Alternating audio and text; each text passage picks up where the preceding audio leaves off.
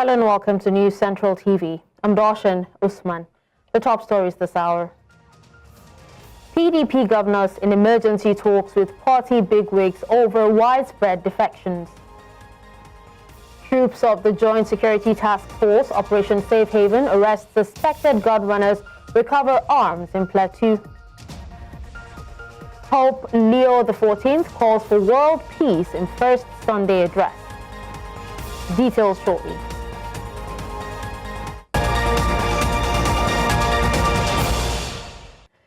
News now begins in West Africa, Nigeria, where governors elected on the platform of the People's Democratic Party, PDP, have invited former governors and other stakeholders of the party to a meeting in Abuja. Now, this is in a wider consultation on how to address the wave of defections and the crisis rocking the PDP. It was gathered that the governors also summoned members of the Board of Trustees and former presiding officers of the National Assembly. It was also learned that the meeting will address key issues, including the upcoming National Executive Committee meeting and the National Elective Convention at the expanded meeting. Since the 2023 elections, the PDP has been battling internal crises. The situation worsened with the conflict between Governor Sim Fubara and Nyesom Wike in Rivers State, along with disagreements over the South-South zonal leadership and the unresolved National Secretary position since December 2024. As part of an ongoing effort to address the persistent farmer-herder conflict in Adamawa State, the local police force has launched a comprehensive peace initiative centered on community engagement. The initiative, which involves direct communication between police officers, farmers, herders, and community leaders, aims to build trust and encourage peaceful coexistence. News Central's Umari Hirawa completes the report. Herders usually return to the northern parts of Nigeria with their cattle with the onset of the rainy season and the growth of vegetation. It used to be an intense period of clashes between pastoralists and farmers over arable land, a worrying situation for both parties. Adamawa, Benue, Jos, Nasarawa and Taraba are among the states where such farmer-herder conflict is pronounced in Nigeria. Stakeholders here in Adamawa State converge to seek for solutions towards promoting peaceful coexistence and formulate practical strategies like building trust to prevent conflicts during the critical farming season. Adamawa State, we all need to live in peace. Living in peace in Adamawa State is not negotiable. We are brothers to one another, whether a farmer or a herder. To ensure unhindered movement for herders while protecting farmlands from encroachment and destruction, the Adamawa State government moves to reclaim all encroached cattle routes. As the rainy season approaches, past experience reminds us that this period often witnesses an increased tension between herders and farmers, primarily due to struggle over land, water and grazing reserves. In the light of this consideration, if not proactively addressed, can escalate into violence, disrupt livelihood, and threaten the peace and security we all work hard to preserve. While farmers appealed for better access to fertilizers to enhance food production, herders called for the establishment and protection of designated grazing routes to reduce friction. The engagement is seen as a critical pathway towards ensuring a conflict-free farming season and fostering sustainable agricultural growth in Adamawa State. In Yola for News Central, Umoru Kirawa. Let's turn our attention to northwest Nigeria, where banditry has forced thousands from their homes, leaving once thriving communities now abandoned and desolate. Families who once lived in peace are now struggling to survive, cramped into makeshift shelters with little hope of ever returning to their former lives. Katsina State, one of the hardest hit areas, remains without official camps or structured aid, leaving residents to face shattered lives and fading dreams. News Central correspondent Jamil Mabai brings us the heartbreaking stories of those living in constant fear. This was not the life Aisha and her little sister Rafa'atu dreamed of. Once, they lived comfortably, going to school, playing freely. Now, home is a cramped, crumbling shanty. Their future uncertain, their safety gone. I asked the little Rafa'atu why they left their village.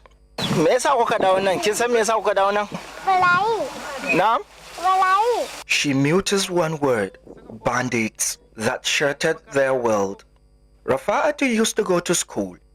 Now, she doesn't even know if she will ever return. Like thousands across northwest Nigeria, her family is trapped in a crisis with no end in sight. Katsina is among the hardest hit. No IDP camps, no government shelters, just shanties. For families who once owned homes, this is now the only option. Gidana na buge da siminti shigiwa uku.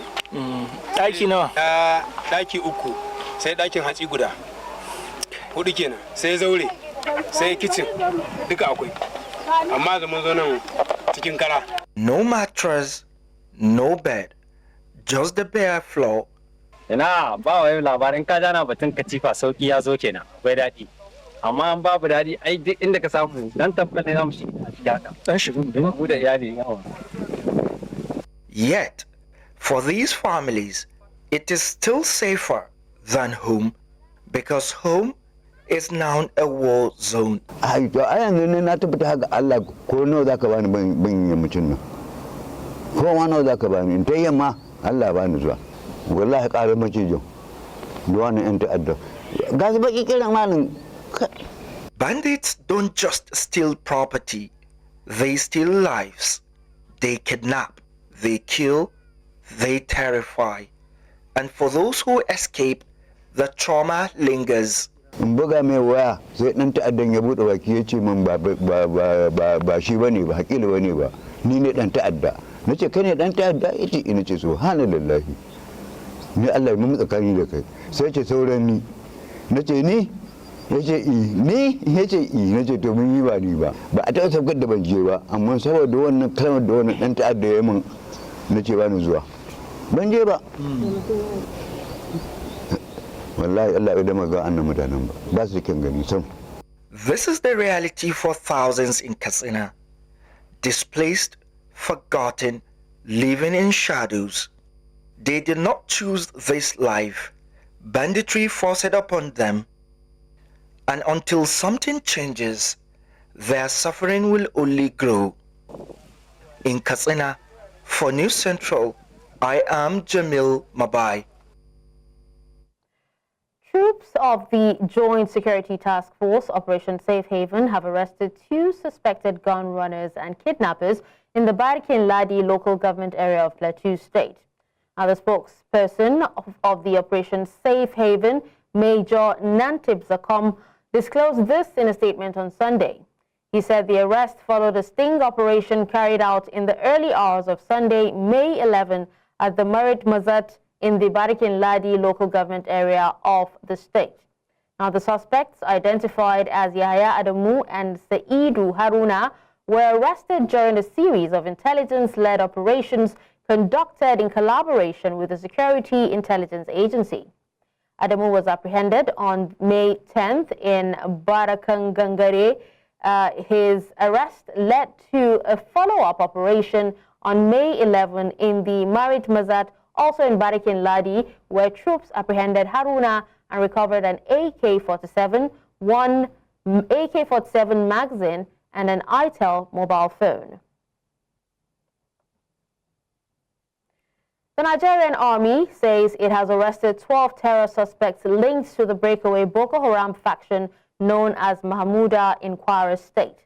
The group, which reportedly occupied Kanji Lake National Park, has terrorized residents in Baruten and Kaiama local government areas of Kwara State and Borgu local government area of Niger State.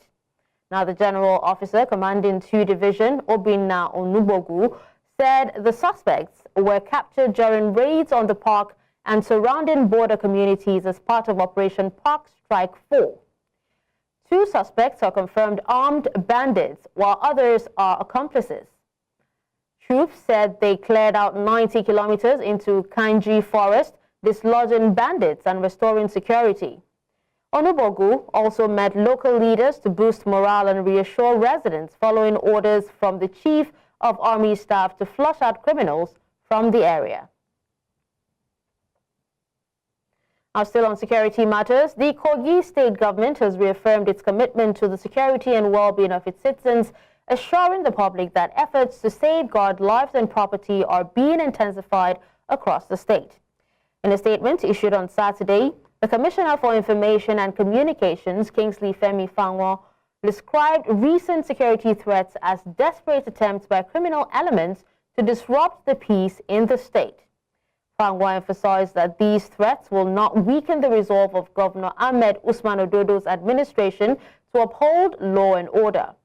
He added that the government has already activated several strategic security operations, some of which cannot be publicly disclosed for security reasons. The commissioner also highlighted the administration's ongoing investment in strengthening local vigilante networks and its deepening collaboration with conventional security agencies to ensure a safer Kogi State.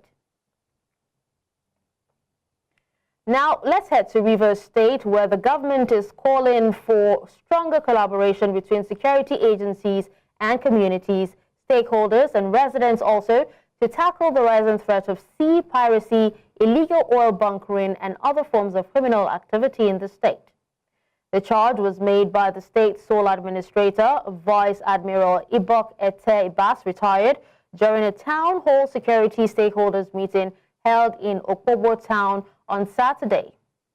Represented by the State Commissioner of Police, Olugbenga Adepoju, Ibas highlighted the importance of collective efforts to protect critical government assets and infrastructure.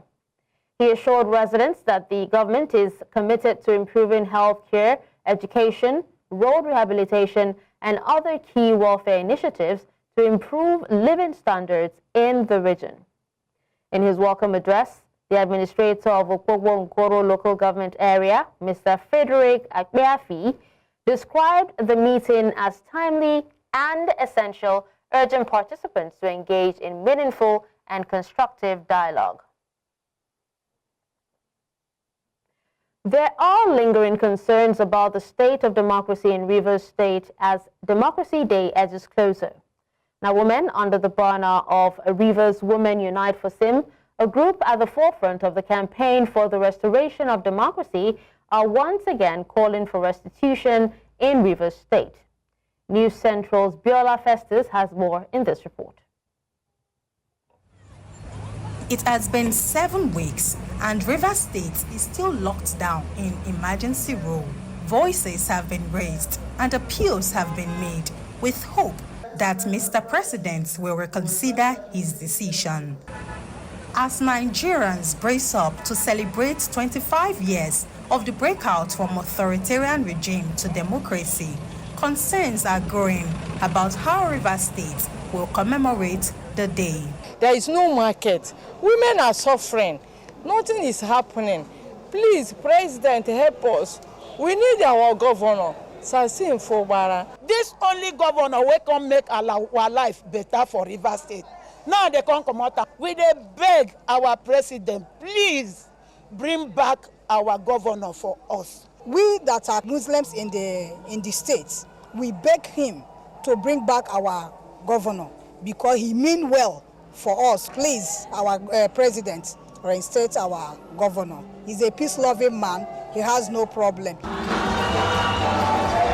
The Rivers Women Unite for SIM movement has had the loudest voices in the demand for the restoration of suspended Governor Siminalayi Fubara and the reinstatement of democratic institutions in the state. At their recent gathering, They urged the National Assembly Oversight Committee on Rivers Emergency Rule to be diligent.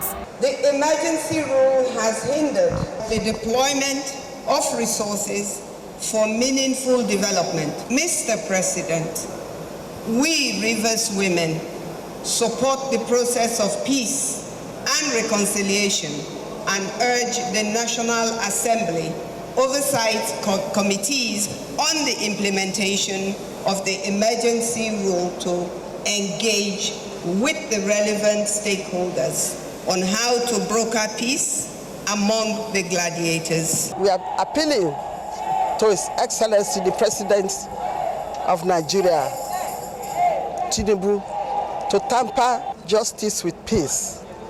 We are asking him to call back our governor. We are praying that there will be peaceful resolution to this matter so that our duly elected governor will come back to his seat. Amid the unfolding developments in Rivers State, more groups in the state have continued thronging behind President Bola Tinubu, drumming up support for him ahead of 2027. Only time will tell if Mr. President will reinstate Governor Fubara before the proposed 6 months.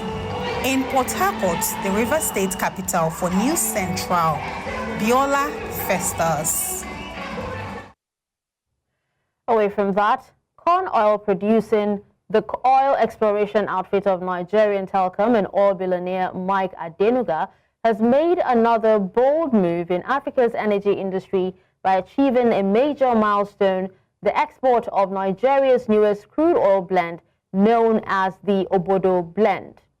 In April 2025, corn oil producing under the leadership of Adenuga, the first Nigerian businessman to strike oil, officially launched the Obodo blend, marking a fresh chapter for Nigeria's oil industry, and production was carried out under a production sharing contract with the NNPCL. The Obodo blend is a medium sweet crude extracted from the onshore OML 150 block.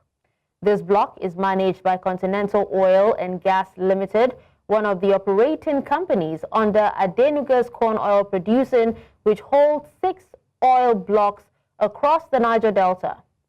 In a historic first, Owando Trading, the trading arm of Owando Group, led by Group Chief Executive Wale Tinubu, became the first company to purchase and lift the new Obodo blend. The offtake was carried out by the Atlantic Spirit, one of Owando's vessels under the watch of Century Ports and Terminals, marking the debut of Obodo crude on the international market. A key part of this milestone was Century Ports and Terminals, whose management of the Tamara Tokoni, a floating production, storage and offloading vessel, created the crucial link between corn oil's onshore wells and Owando's export tanker. Thanks to their careful coordination, the first barrels of Obodo crude set sail smoothly under Panama's flag. We'll bring you details of more stories shortly after this break. Join us again. Thank you for staying with us. Now, the Supreme Court of Nigeria will on Wednesday, May 14, hold a valedictory court session in honor of the late Honorable Justice Emmanuel Obioma Ogwebu, a justice of the court who died in October last year. The valedictory session will hold at the main courtroom of the Supreme Court at 2 p.m. and will be attended by the Attorney General of the Federation and Minister of Justice, Prince Lateef Fagbemi, SAN.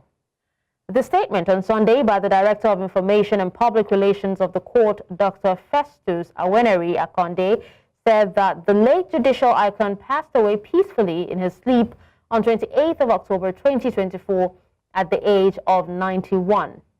Honorable Justice Emmanuel Obioma Ogwebu was born on the 16th of March 1933 in Amayi, Ihite Uboma local government area of Imo State. The Nigerian Police Force says it is set for the second edition of the Police Awards and Commendations, scheduled for Wednesday, June 4th at the Police Resource Center in Abuja.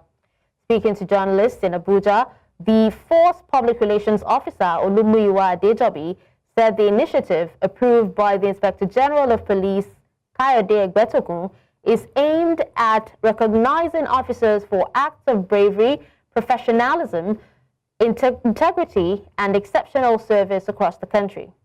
He noted that the awards are part of broader reforms targeted at improving personnel motivation, welfare, and operational performance.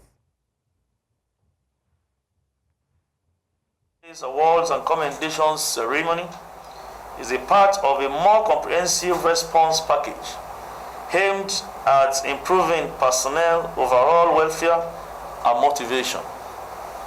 This includes steady and significant improvement in housing and working conditions across all police commands and formations.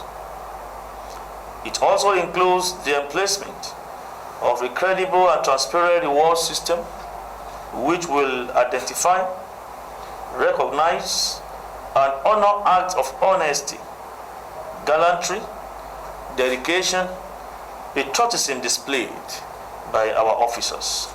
The award should have taken place since February, March. But, seeing all of the nominees that came in from across the country, just to be able to come up with something transparent, and you needed to see the sessions that the IGP and the management team will have to go through the list over and over just to come up with the different nominees in the different categories. And we have about, at the end of the day, we have about 38 nominees. It was a very thorough process. The United Nations Population Fund, in partnership with local stakeholders, organized an engagement in Maiduguri aimed at empowering women through the use of artificial intelligence. With the theme, AI for Women Empowerment, the event brought together women from various sectors, including the academia, business, among others, to explore the transformative potential of AI in their careers and enterprises. News Central's Umari Kirawa completes the report. And large business owners to professionals in the tech industry and academia, an avenue to optimize business processes loaded with invaluable knowledge is the technology, artificial intelligence. Experts here encourage the citizenry, particularly women, to view AI not just as a tool for business growth, but also as an opportunity to bridge the knowledge gap and access new avenues for learning. To every woman out there, I really want to encourage you to try using AI to empower yourself the more. You could be a woman that you are doing your business at home. It could be a hair style. You could be a hairstylist. You could be a lady doing lele henna. You could be cooking. It could be shoemaking. It could be this cap knitting and other stuff. You can use AI to upgrade your business. This is one technology that has been supporting in almost all sectors, and it's one thing that if we adapt, it would go a long way to support women, and it's to support women empowerment at the state level, looking at issues around GBV, issues around health. Like I mentioned, education is one issue that we are facing. And with this solution, with this initiative, I believe it would go a long way to solve many of those problems. Women solving women's problem, I think, is the future for us in Borno State. The engagement here saw enthusiastic participation from women entrepreneurs who were eager to explore how AI could improve their product offerings, expand their market reach, and streamline operations. Ko da kayan wasu ne idan ka tashi za ka yi kai amfani da shi kana promoting, sannan kuma za ka ringa samun some little commission din da zai sa ka dan samu abu biyan bukatun ka na yau da na gobe. The artificial intelligence has benefited me in so many ways. It has simplified my work in so many aspects, and also it has helped me in learning. And also as a writer, it has helped me to get a good structure for my write-ups. UNFPA and its partners emphasize the importance of closing the gender gap in technology and ensuring that women are not left behind as AI continues to shape the future of business and education. In Maiduguri for News Central, Umoru Kirawa. Thank you, Umaru, for that. Now, troops of the Joint Security Task Force, Operation Safe Haven, have arrested 2 suspected gun runners and kidnappers in Baruten Ladi local government area of Plateau State. Now, at the moment, we have our correspondents, Chizoba and Nyongwe, who is in Plateau State, on standby to give us an update of this particular incident. Thank you for joining us, Chizoba. Please go ahead. Good evening, Dashan, and thanks for having me. Okay, so what you just said is true, because over the past weeks, I mean, Operation Safe Haven and those of them from other sister security agencies on the flag, they have been tirelessly working to ensure that they bring perpetrators of these different crimes on the plateau to book by arresting them first of all, and then interrogations and all those who follow. So right here behind me, if you can see, this is the headquarters of Operation Safe Haven in Plateau State. This is their headquarters, and they have other sectors in all the local government areas of the state, 17 of them. And of course, there's some other states bordering Plateau, like Kaduna, Gombe, and Taraba State. And so at the headquarters here, I've spoken with their media officer, Major Samson Zafom, who has also said that this operation was carried out early this morning, and that is to show that they are not giving anything to chance, to ensure that perpetrators of these crimes are brought to proof. And he went further to say that these people that have been arrested, upon interrogation, showed that most of them were behind most of these crimes happening in Plateau State, which nobody is happy about. You know, one may not say anything in connection with the Basta Bokos incident in the recent past, that is, with the arrested people being in connection or behind these attacks. But I'm sure that in the coming days, more will be shared with the press on what actually is happening with these arrested people, to be sure that justice is actually done, not just to arrest them and then see them back on the book. But from previous incidences happening on the plateau, most of them that have been arrested by Operation Safe Haven under the command of Major General Obinna Onubogu. We have seen many of them paraded to the public, and they have said that they are not talking about everything to ensure that these people are actually brought to justice. And that will be a sign that they are not sleeping on the job, you know, with other security agencies in the state, to make sure that justice is done and that crime, most importantly, is brought to its fairest minimum. All right, Chizoba, now can you help us clarify this, because some news outlets are, you know, reporting that these suspects that were arrested or members or are members of Mahmuda, that's the breakaway faction of Boko Haram. So that's just like, you know, security issues are not something we just report anyhow. So until we are properly briefed by these security agencies, we cannot say much about that. So no one knows anything about it. And remember, these arrests were just made this morning, just a few hours ago. And so, but all cares are on the ground, so that whatever we get from these authorities in the security sector, will be able to push it out to the public. All right. Well, we'll wait on that then. Thank you so much, Chizoba. Thank you for having me. Now, still on insecurity, as part of an ongoing effort to address the persistent farmer-herder conflicts in Adamawa State, the local police forces launched a comprehensive peace initiative centered on community engagement. For more on this, I'm joined by Dr. Idris Gabdo. He is a livestock expert. Thank you so much for joining us on the news, Dr. Gabdo. Thank you. All right, now, we have seen claims and counterclaims on the root causes of the growing insecurity in many farm settlements and agrarian communities involving herders. What would you say is really the problem? Yeah, thank you very much for this question. Actually, the issues of incessant clashes between the farmers and the herders, it has been for decades now.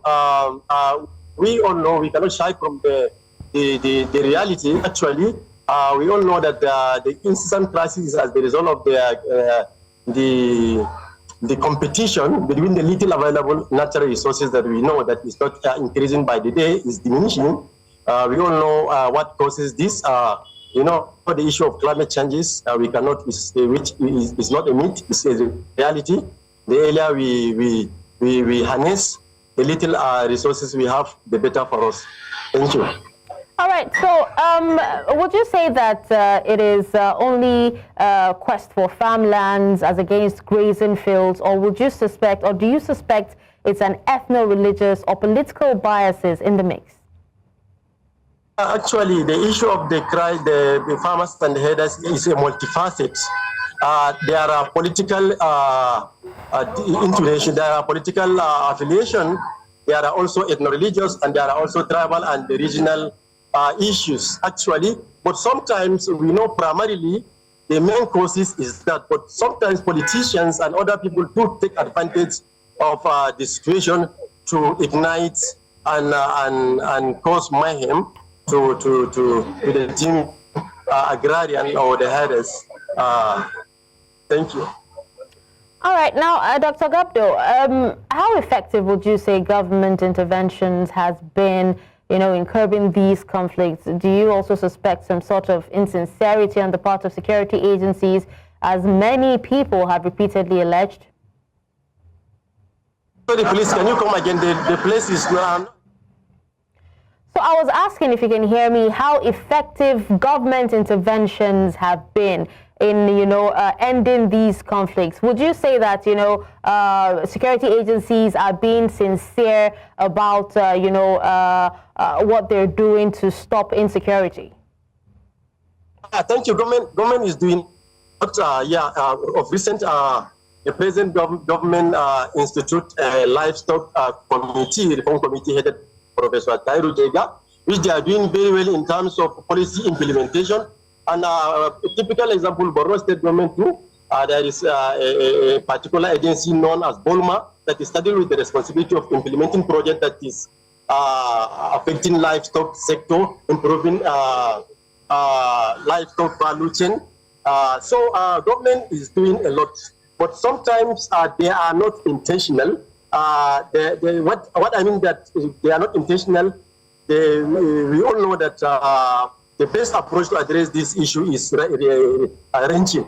What I mean by ranching is using a rural grazing area known as Ruga, locally known as Ruga, whereby we know the herders, when they are in the movement from one location to the other, transform and pass, if you can make them sedentarily by putting them in one location, giving them all the basic amenities, the issues of fighting between the two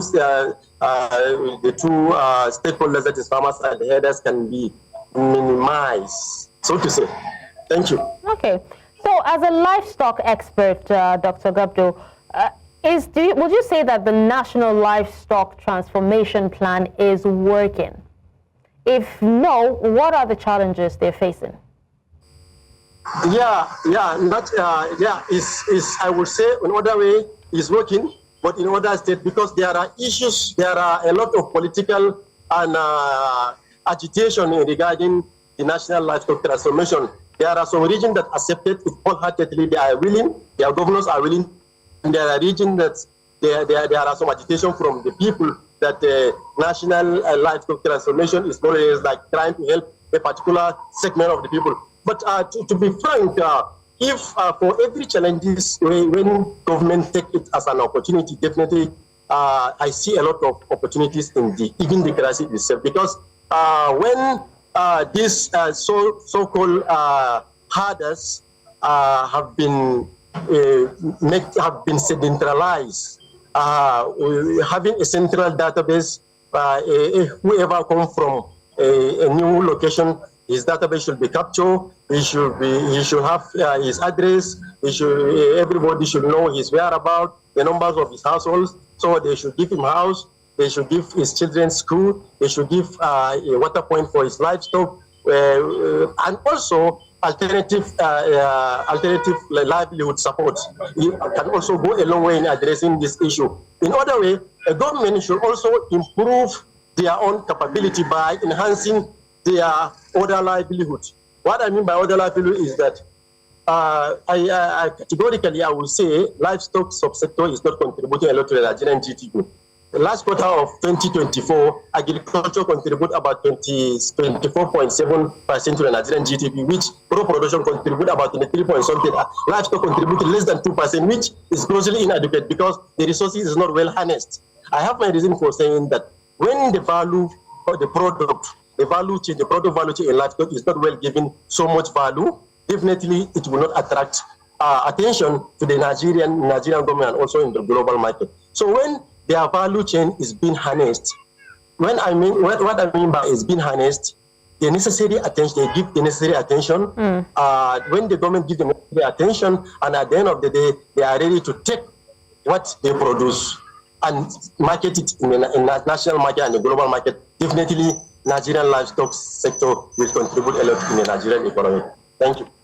All right, well, thank you so much, Dr. Gabdo, for your time. Now, coming up after the break, Somalia's capital hit by deadly floods as climate change fuels growing weather extremes. We'll tell you more after the break. Join us again.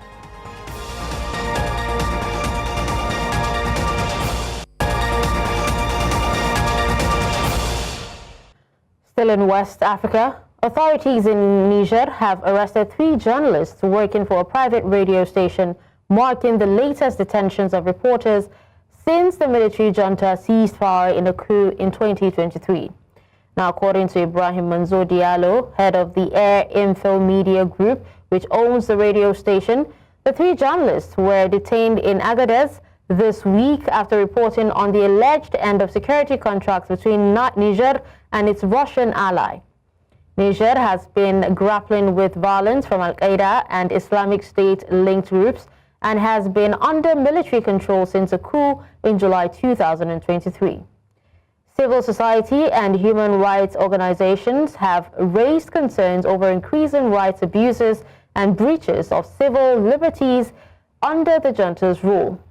In March, Amnesty International warned of a rise in arbitrary detentions, with political parties and journalists facing severe restrictions and defamation-related prison sentences being reinstated. At least 7 people have been confirmed dead following a devastating flood in Somalia's capital, Mogadishu, which occurred overnight on Saturday. Now, speaking at a press conference, Salah Omar Hassan, spokesperson for the Banadere Regional Administration, reported that torrential rains, which began Friday night and lasted for about 10 hours, triggered the deadly floods. The flooding has displaced over 200 families and caused significant damage. Hassan also revealed that the floods destroyed the homes of 200 families and severely impacted 6 key tarmac roads crucial for transportation in the capital. A UN report published on April 30 states that over 45,000 people have been affected by flash floods in Somalia since mid-April. The Horn of Africa remains one of the most climate vulnerable regions, with extreme weather events becoming more frequent and intense due to the effects of climate change. Sudan's government has warned that it may halt South Sudan's oil exports following recent attacks on key oil infrastructure by the paramilitary Rapid Support Forces. A letter from Sudan's Ministry of Energy and Petroleum dated May 9, 2025, instructed energy firms to prepare for a possible shutdown of export operations due to drone strikes damaging pump stations and fuel depots in army-controlled areas.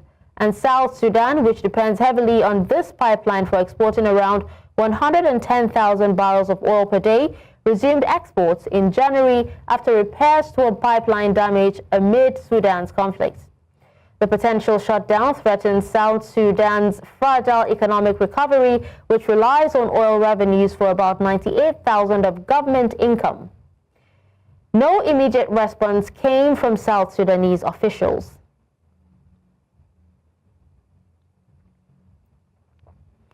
Now to a bit of health. A group of Nigerian healthcare professionals living and working in South Africa has come together to host the Healthcare Awareness Day event.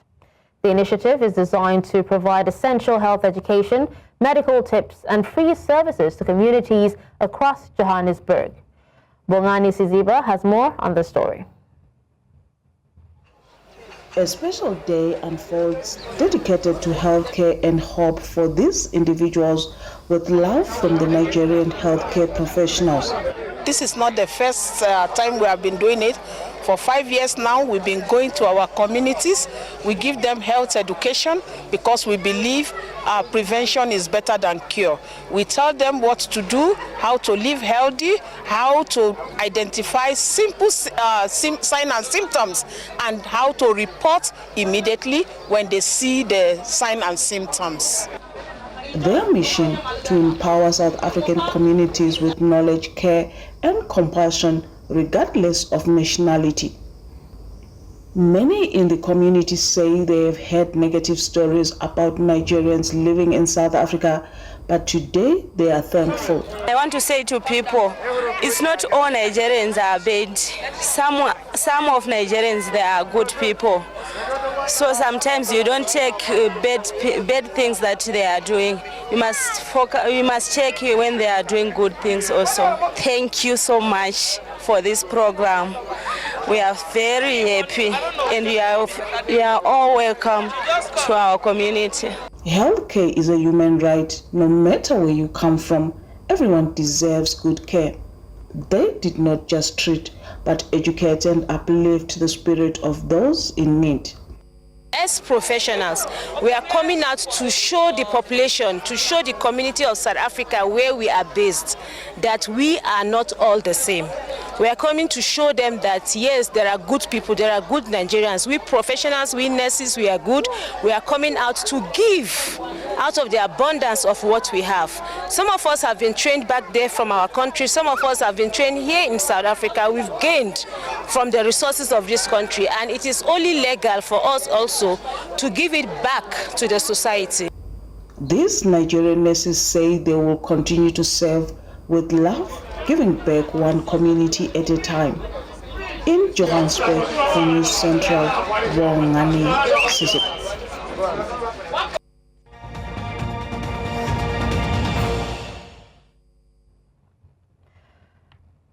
In more news from around the world, Pope Leo XIV has called for an end to war in the world as he greeted crowds from the balcony of St. Peter's Basilica on Sunday in his second official public appearance since becoming the leader of the Catholic Church. Now, the new Chicago-born Pope did not only shy from world events in his public address following a prayer to the Virgin Mary, as he cited the recent 80th anniversary of the end of the World War II, a conflict which killed 60 million people.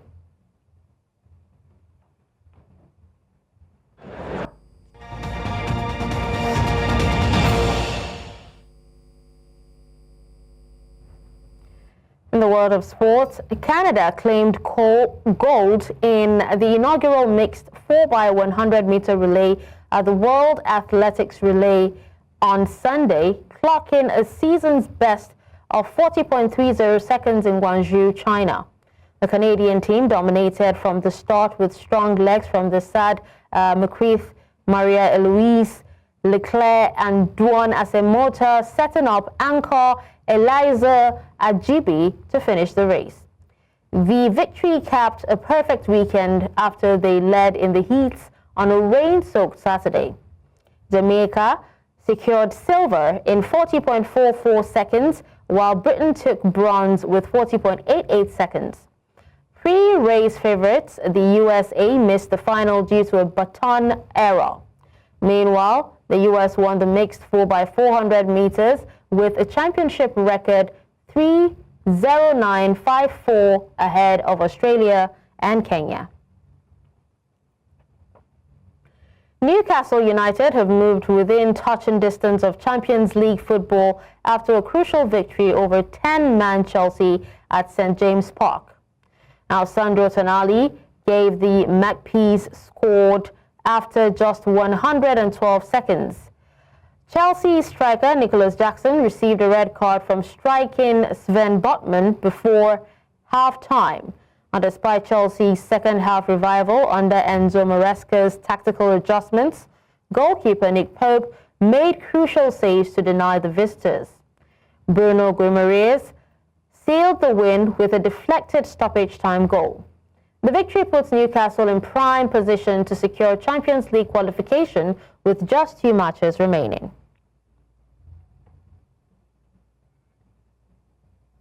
And that's all at this hour. But before we go, let's take another look at some of our top stories. We told you that PDP governors are in an emergency talk with party bigwigs over widespread defections. We also told you that troops of the Joint Security Task Force Operation Safe Haven arrest suspected gun runners, recover arms in Plateau State. Finally, we told you that Pope Leo XIV has called for world peace in his first Sunday address. Remember, you may send your eyewitness report to the WhatsApp number on the screen. Do follow us on social media. We are at News Central TV. You can watch News Central live on DSTV channel 422, GoTV channel 23, Star Times channel 274, Avo TV, and YouTube. Many thanks for watching. I'm Darshan Usman.